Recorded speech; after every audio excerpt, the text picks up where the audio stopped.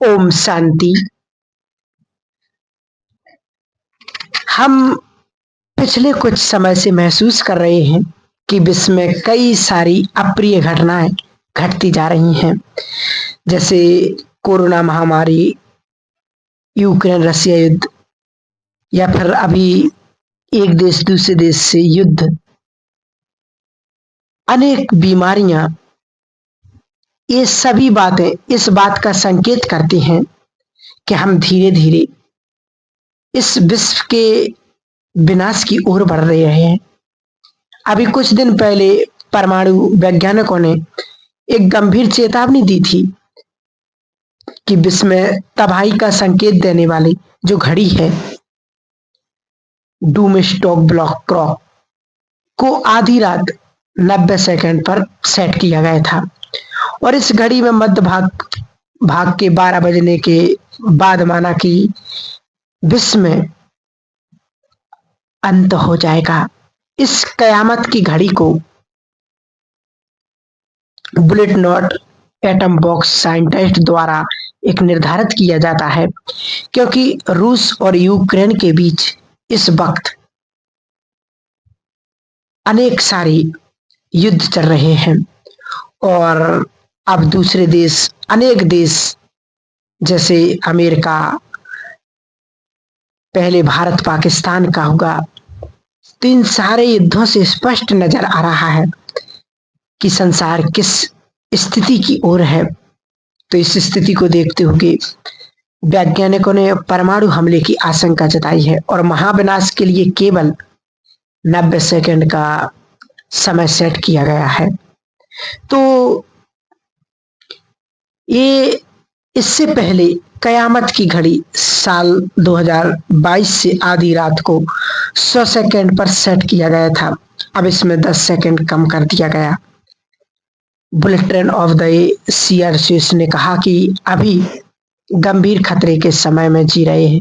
तबाही के लिए जो समय निर्धारित किया गया है उससे हल्के में ना लिया जाए।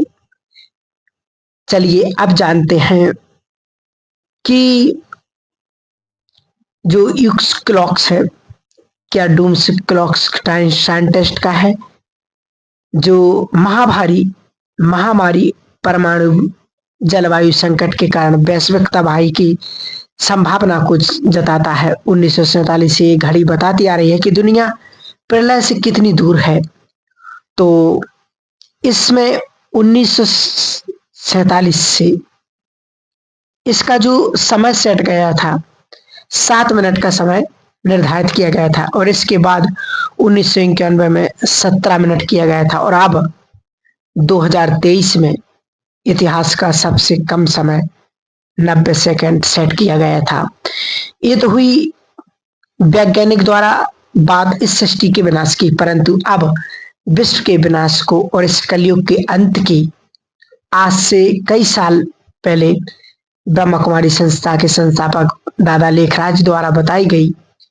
हम में से बहुत लोग 4 युग की बात करते आए, लेकिन जो सबसे महत्वपूर्ण युग है, जिसे हम संगम युग के नाम से जानते हैं, चलिए आपको शॉर्ट में बताते हैं कि क्या है ये संगम युग। दरअसल कलयुग और सतयुग के बीच जब बहुत कम समय का फासला रह जाता है, तब संगम युग की शुरुआत होती है। ये युग केवल 100 वर्षों का होता है। टोटल सृष्टि चक्र 5000 वर्ष का होता है, जो हर एक 5000 वर्ष के बाद रिपीट होता रहता है, जिसकी शुरुआत सतयुग से होती है। सतयुग, त्रेता और द्वापर, इन तीनों ही युग ये 1250 वर्ष के होते, लेकिन कलयुग 1150 वर्ष का होता है, क्योंकि इसके बाद के जो 100 वर्ष संगम युग के माने जाते हैं, संगम युग भी सृष्टि के समापन की बात को दर्शाता है। इससे ये पता चलता है कि हम मानव काफी पतित हो गए हैं। प्रकृति अपना तांडव दिखाना शुरू कर देगी, जो हम पिछले कई सालों से ये देख भी रहे हैं कि प्रकृति अपना कैसी विकराल रूप दिखा रही है। इसलिए संगम युग में स्वयं परमात्मा इस धरती पर एक साधारण मनुष्य के बूढ़े तन में आते हैं और हमें बताते हैं कि बच्चों, अब तुम सबको वापस घर जाना है, क्योंकि ये समय अब वापस घर जाने का है। अपने आप को पहचानो, पाप कर्मों को छोड़ो और मेरी शरण में आ जाओ और अपने जीवन को धन्य धन्य बना लो। तो ऐसा देखा गया है कि आध्यात्मिकता से जुड़ी हुई बातों का या भविष्यवाणियों को लोग इतना महत्व नहीं देते और हर बात का प्रूफ ज्ञानी सत्य मांगते हैं। तो हाल में हुई ट्रू क्लब की चेतावनी इस बात का इशारा करती है कि आप इससे कई साल पहले दादा लेखराज द्वारा बताई गई सृष्टि विनाश की भविष्यवाणी सत्य थी और सत्य साबित भी हो रही है। तो ये प्रक्रिया अब वास्तव में शुरू हो चुकी है। आत्मा, समय कम, इसलिए इस मूल्यवान जीवन की हर सांस अपने संकल्पों को परमात्मा को याद करके सफल करें और इस अंतिम जन्म को सार्थक बनाएं, क्योंकि अभी समय दोबारा ये लौट कर नहीं मिलेगा। इसलिए अपने समय को, संकल्पों को व्यर्थ ना जाने दें। सिर्फ परमात्मा की याद में, उसकी सेवा में लगाएं और अपने जीवन को धन्य धन्य बनाएं, क्योंकि आज हम सब देख रहे हैं चारों तरफ प्राकृतिक आपदाएं, युद्ध के नजारे और बीमारियों का अति तांडव और धर्मों पर कितना विवाद चल रहा है। और आज संसार में बीमारियां भी इतनी बढ़ती जा रही हैं कि संसार की हालत हम सब देख ही रहे हैं कि ऐसी ऐसी बीमारियां बढ़ती जा रही हैं दिनों दिन कि डॉक्टर लोग उसकी जब तक दवा निकालते तब तक व्यक्ति चला जाता है।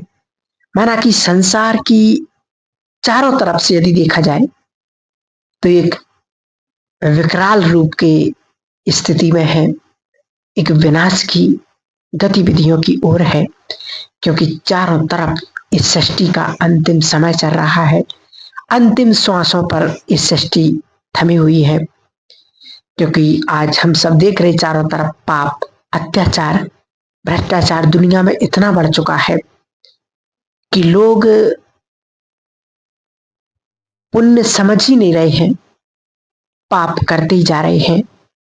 ऐसे समय को देखते हुए हम सब देख रहे हैं कि आने वाला समय और कैसा कैसा होगा और क्या क्या होगा।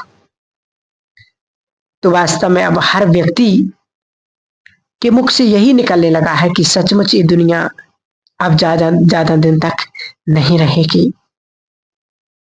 ये दुनिया अब बदलने वाली है, ये जाने वाली है और नई दुनिया आने वाली है। तो परमात्मा ने ब्रह्मा बाबा के तन में प्रवेश कर उनको सारी बात बताई और उसके बाद विनाश के बाद एक स्वर्णिम दुनिया, सोने की दुनिया का साक्षात्कार कराया, जहां चारों ओर हरियाली, पेड़ पौधे, फल फूलों से लदे हुए हैं। पुष्पक विमान, शेर और बकरी एक घाट पर पानी पी रहे हैं। देवी देवता विचरण कर रहे हैं। घी दूध की नदियां बह रही हैं। इतनी सुंदर दुनिया का उनको साक्षात्कार कराया। तो वास्तव में वो सुंदर और स्वर्णिम दुनिया अब आने वाली है और ये कलयुगी पतित भ्रष्टाचारी दुनिया अब जाने वाली है। तो अब हम सभी बाबा के विशेष बच्चे और दुनिया वाले भी इस समय को पहचान कर अपने समय को, अपनी श्वासों को, अपने संकल्पों को सफल कर ईश्वर की सेवा में अपना जीवन धन्य बना। ना किसी से बैर, ना किसी से ईर्षा, द्वेष, नफरत, घृणा, सब अपने हैं और सब, क्योंकि बाबा ने आज वरदान में भी कहा कि बच्चे रहम की भावना के द्वारा घृणा भाव को समाप्त करो।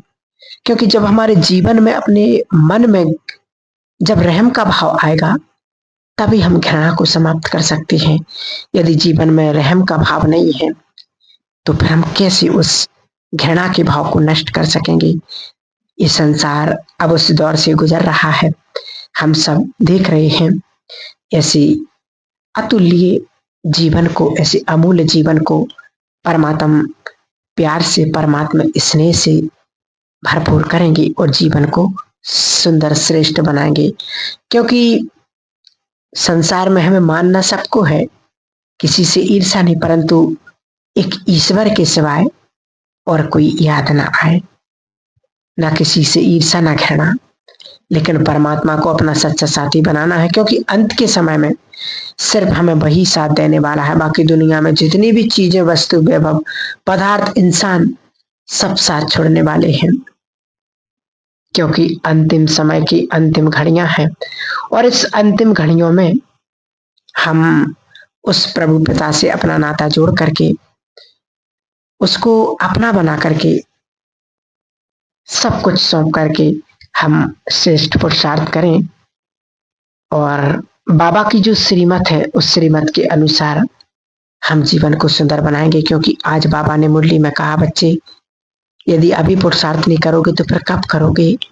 क्योंकि आने वाले समय में मूसलाधार बरसात होगी, प्रकृति के प्रकोप होंगे और सबसे ज्यादा ऐसे भयंकर समय में यदि हम आत्मिक स्थिति में स्थित नहीं रहेंगे और बाबा को बुलाने का अभ्यास यदि हमारी प्रैक्टिस में नहीं होगा तो उस अंतिम समय के अंतिम दौर में शायद हम भी फेल हो सकते हैं, हम भी दुखी हो सकते हैं, हम भी परेशान हो सकते दुनिया वालों की तरह। इसलिए इस बात का विशेष ध्यान रखें कि मुझे अब ऐसा कोई कर्म नहीं करना है जिससे मुझे उसका पश्चाताप करना पड़े और उसका फल भोगना पड़े। यही हम सभी को पुरुषार्थ करना है। ठीक है, ओम शांति।